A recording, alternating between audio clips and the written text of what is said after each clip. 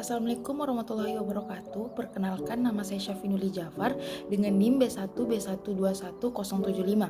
Di video ini saya akan mempresentasikan materi saya, yaitu bab 3, analisis pekerjaan. Langsung saja pada slide pertama, yaitu membahas mengenai apa pentingnya analisis pekerjaan. Nah, analisis pekerjaan atau job analysis adalah salah satu fungsi penting dalam manajemen sumber daya manusia untuk menempatkan orang yang tepat pada posisi yang tepat dan pada waktu yang tepat, atau dikenal dengan istilah right man on the right place at right time. Untuk bisa menerapkan moto the right man on the right place at the right time, ada beberapa hal yang harus diketahui. Dari sudut perusahaan, unsur pertama yang harus diketahui adalah unsur place, sebab perusahaan sebagai organisasi adalah tempat wadah manusia bekerja. Tempat bekerja ini seringkali secara spesifik disebut sebagai jabatan. Lanjut ke slide kedua, yaitu membahas mengenai tujuan analisis pekerjaan. Tujuan analisis pekerjaan adalah untuk menentukan kemampuan dan keahlian unik yang dibutuhkan di tiap posisi dalam perusahaan. Menentukan karyawan seperti apa yang dibutuhkan untuk melakukan suatu pekerjaan, tugas, dan tanggung jawab dalam melakukan pekerjaan sesuai dengan yang diinginkan manajemen perusahaan. Pun tujuan dilakukannya analisis pekerjaan ada 4. Yang pertama, rekrutmen dan seleksi.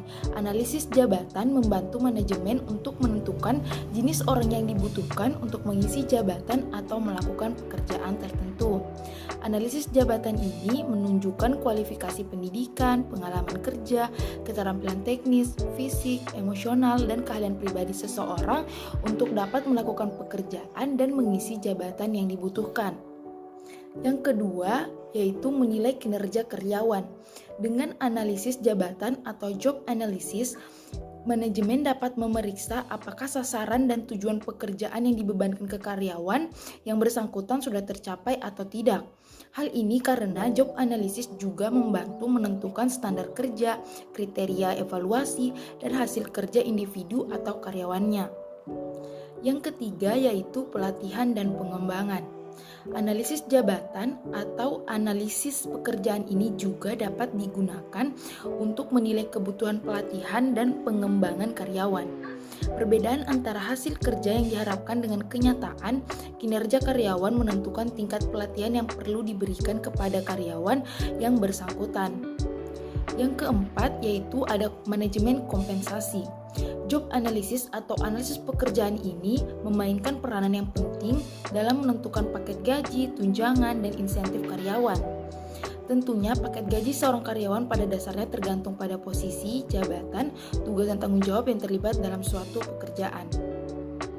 Pada slide selanjutnya, yaitu mengenai manfaat analisis pekerjaan. Jadi manfaat diadakannya analisis pekerjaan ini adalah akan memberikan informasi tentang aktivitas pekerjaan, standar pekerjaan, konteks pekerjaan, persyaratan personalia, perilaku manusia, serta alat yang digunakan.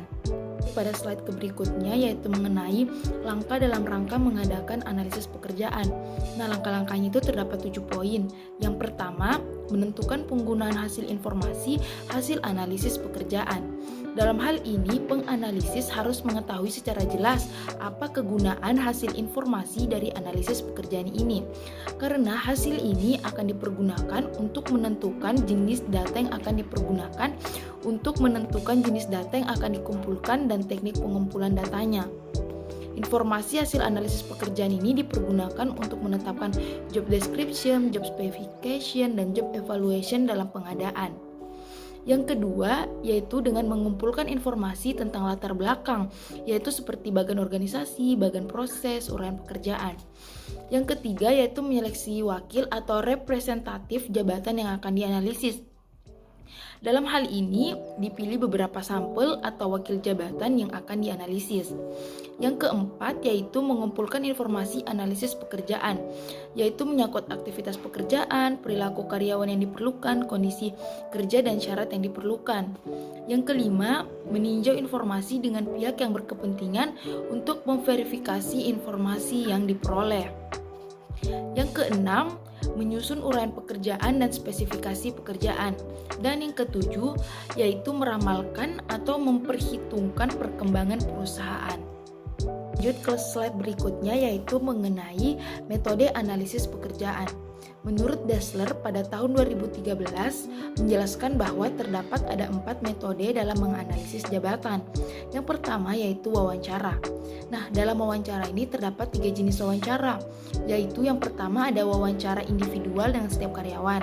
Yang kedua wawancara kelompok dengan kelompok karyawan yang memiliki jabatan yang sama.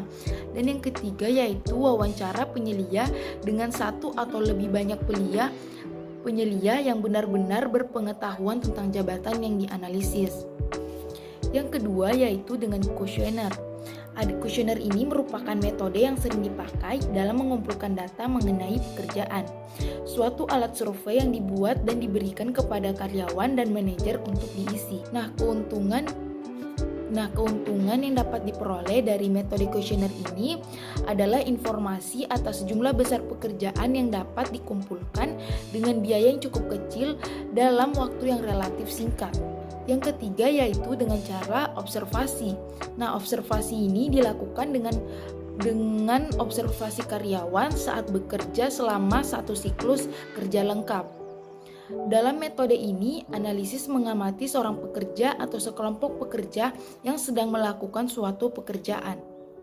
Yang keempat yaitu buku harian. Pendekatan lain adalah meminta karyawan membuat buku harian atau daftar dari apa yang mereka lakukan sepanjang hari di perusahaan. Lanjut pada slide yang terakhir yaitu membahas mengenai perencanaan pekerjaan.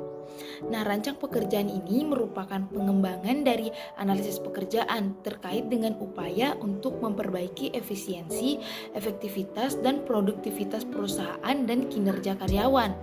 Nah, dalam perencanaan pekerjaan ini terdapat 3 faktor, yaitu yang pertama ada faktor organisasi. Untuk menjadi organisasi yang sehat, maka harus jelas mau dibawa kemana arah organisasi berjalan. Dengan melakukan analisis terlebih dahulu, lalu menentukan keputusan, kira-kira hal apa yang harus dibenahi. Yang kedua yaitu ada faktor lingkungan.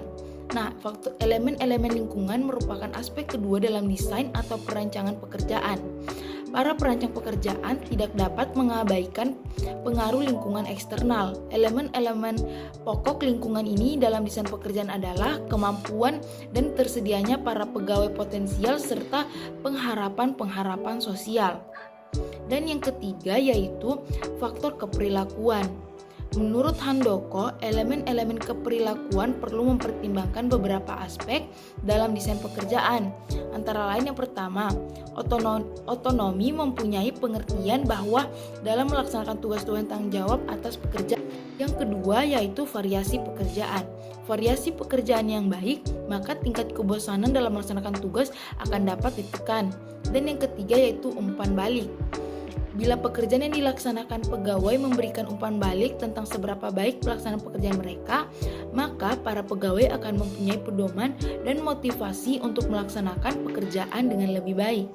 Jadi itulah tadi presentasi dari saya mengenai analisis pekerjaan. Sekian dan terima kasih. Wassalamualaikum warahmatullahi wabarakatuh.